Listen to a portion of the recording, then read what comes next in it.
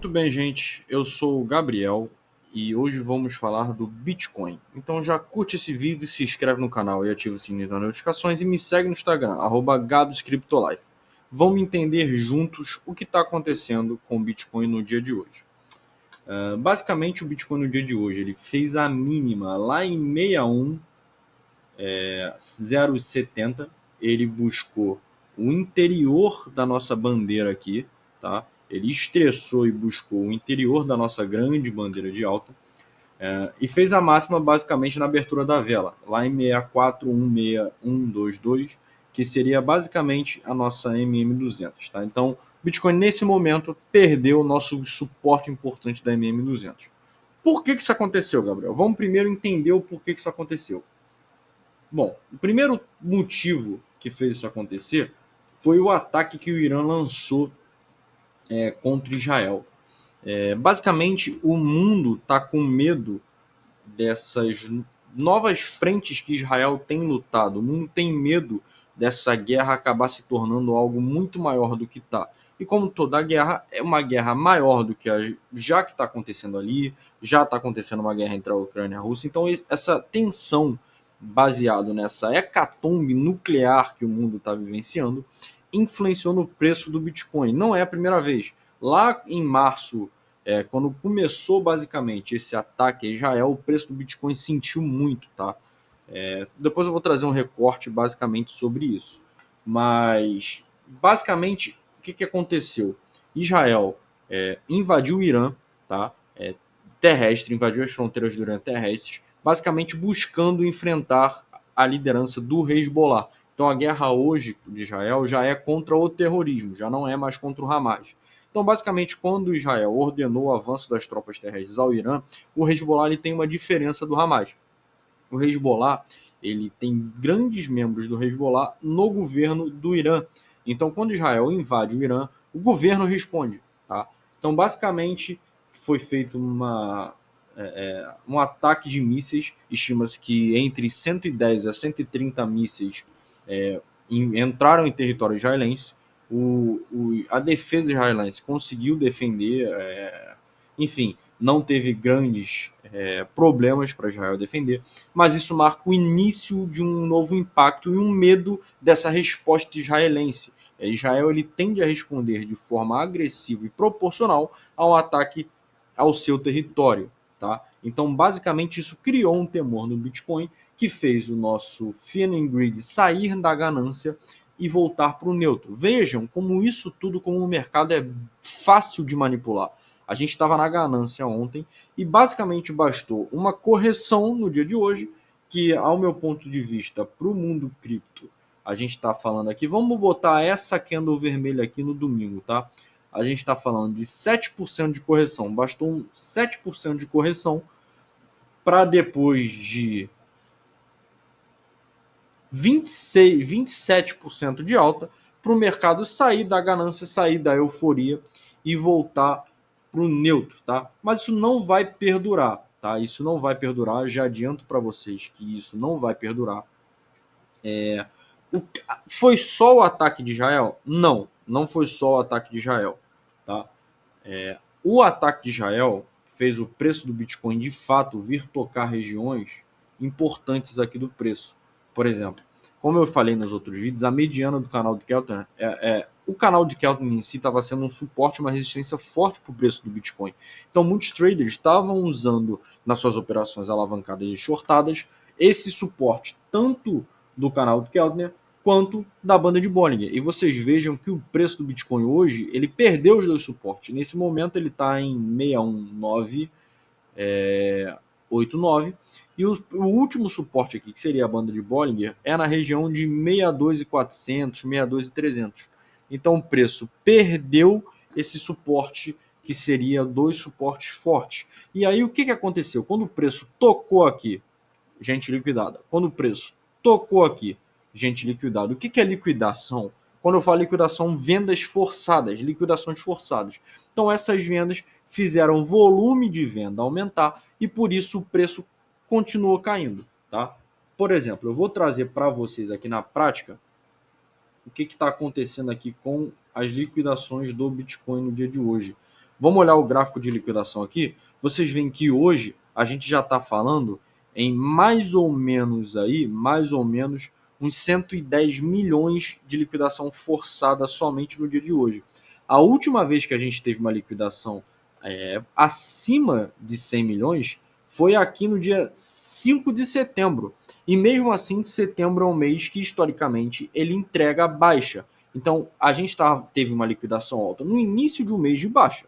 Dessa vez, a gente teve uma liquidação maior, não maior, mas proporcional, no mês que, historicamente, entrega alta. Então, como setembro já terminou como sendo um dos maiores setembros históricos do Bitcoin em relação a retorno, essa liquidação forçada não tira o otimismo do mercado nesse momento. Basicamente, isso é uma correção normal, uma precificação normal, que te dá a oportunidade para ingressar no mercado ainda de forma segura. Tá? Aproveita a oportunidade para comprar e fazer o preço médio. O porquê que eu estou te falando isso? Porque se o preço, veja bem, se o preço fizesse essa alta aqui espasmódica e ele continuasse subindo, vamos supor que Bitcoin rompeu aqui nossa bandeira, pá, e foi direto até 70, teve 15% de alta numa velha em um dia. Muito provavelmente o preço iria bater na região de 70 a 73 e ia voltar com um pump grande, tá? Muito provavelmente um pump muito grande. Todas as vezes que a gente tem um crescimento tão espasmódico assim, é muito normal a gente bater em alguma resistência forte e ter uma queda muito grande para o mercado precificar, para o mercado recomprar, tá? Então isso é normal. Então quando a gente tem esses movimentos controlados, a gente tem pumps 5, 6%, 10%, volta, 2, 3% de queda, lateraliza, sobe. Isso dá uma certeza para a gente que quando o preço vier buscar a região de 70 a 73, pode ser que a gente rompa até de primeira. Pode ser que a primeira vez que a gente bata aqui, a gente já rompa a alta histórica. Tá? Mesmo se não romper de primeira, essa tendência que a gente está tendo, essa correção, essa alta em escadinha, em níveis, faz com que a gente acredite que quando o preço vier estressar essa região de 70 a 73,777, o preço, por mais que ele sofra, como sofreu para romper a MM200 aqui, 1, 2, 3, 4, 5, 6, 7 dias, ele rompa, ele não bata e volte. E se ele bater e voltar, ele não tem uma queda tão grande quanto teria se o preço fosse direto para lá. Bom, a gente teve um problema na câmera aí. Eu até tentei resolver e continuar a gravação do vídeo, mas peço desculpas por isso. Esse meu setup de vez em quando dá alguns estresses. Mas vamos continuar aqui a análise gráfica de hoje sem o vídeo para eu postar logo. O preço, enquanto a gente estava falando, veio buscar a região de 60, né? Desde o momento que eu tive esse problema na câmera. Mas para finalizar esse vídeo, vamos mostrar aqui o que o preço pode fazer com esses dois indicadores aqui, com a banda de Bollinger e com o canal de Keltner. Como eu falei ontem, o preço, a banda de Bollinger, principalmente ali o canal de Keltner, ele fez uma abertura um pouco maior na boca, enquanto a banda de Bollinger busca estreitar os laços.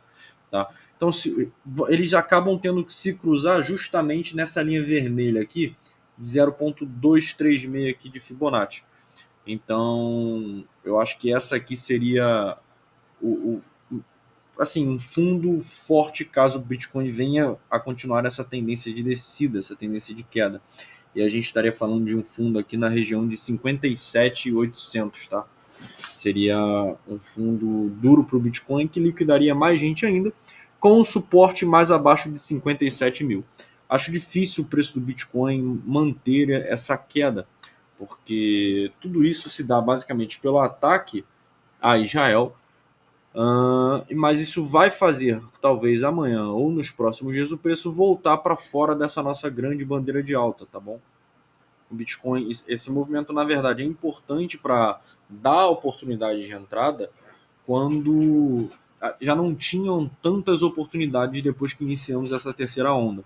Então, volto a reportar para os senhores, enquanto o preço estiver dentro desse padrão de bandeira, são momentos seguros, entre aspas, de entrada. É óbvio que vocês têm que fazer suas próprias análises, mas são momentos seguros de entrada, porque a meta, se as partes inferiores, as lowers desses dois grandes indicadores indicam ali a região de 0,236 de Fibonacci, essa linha vermelha, as duas upper, tanto do canal de Kelton quanto da banda de Bollinger, indica 67149, que é justamente essa linha verde, a região de 0,5 de Fibonacci, tá? Então esse dump do Bitcoin é bom para reprecificar, para liquidar os shortados, e cada vez mais quem for liquidado já está liquidado, para poder o preço continuar esse padrão de alta, tá? Iniciar de fato a nossa terceira onda para ir à busca aí dos 109 mil dólares ainda esse ano, tudo bem?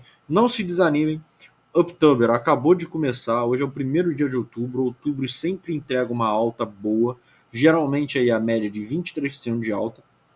Então se a gente pensar aí em 23% de alta nesse mês, vamos pegar o fundo de hoje, tá? 23% de alta seria o topo histórico, acima do topo histórico, ali em 74 mil dólares. Então a gente muito provavelmente, se manter esse ciclo histórico, o preço vai estressar ali ao menos o topo histórico.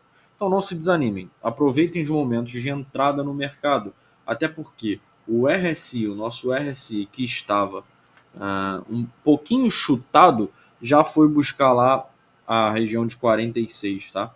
Então é interessante vocês verem todos os indicadores, principalmente que eu uso, tá? Esses aqui são os que eu mais uso.